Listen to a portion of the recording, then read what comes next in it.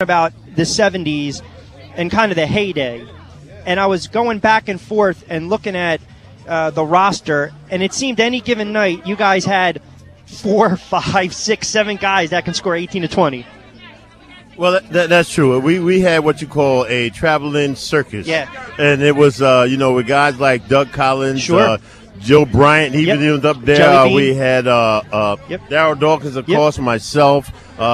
We had a team. George McGinnis, Dr. J. Yep. I mean, every time people would come and miss a layup line, they would get mad because we were the traveling dunk show. And you had Bibby Catchings too, wasn't he? One of the veterans on the team as well. That's right. And did Caldwell Jones? Caldwell Jones was on the team too, and Harvey Catchings. Now I'm just wondering too.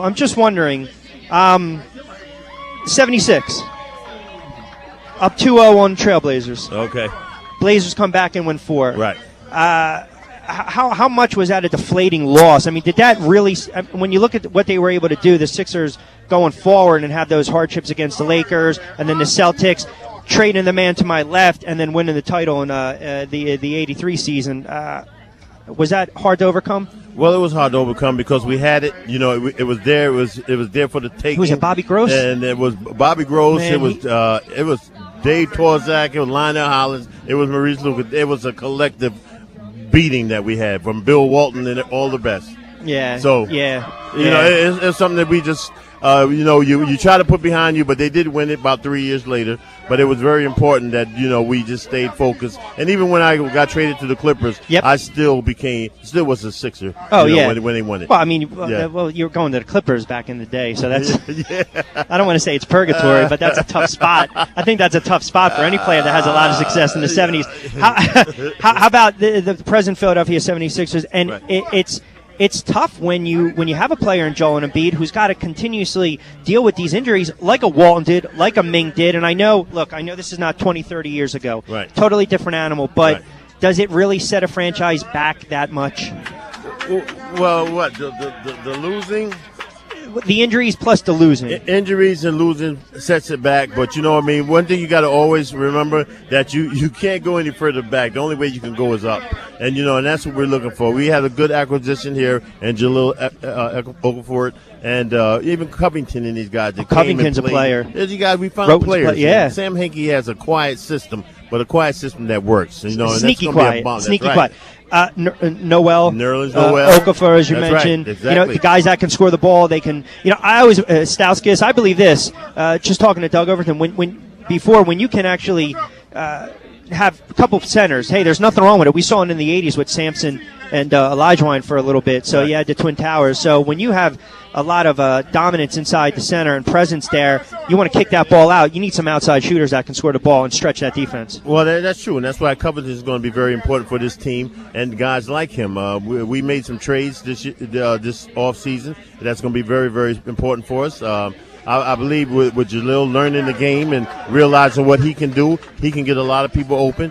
It's going to be something to watch. This team is going to be a very good team, but it's going to be even better within 2 years. And I believe that the time frame for this team to turn around is going to be a lot faster than what people think. Even if we get Joel Embiid back, we're not even talking about him.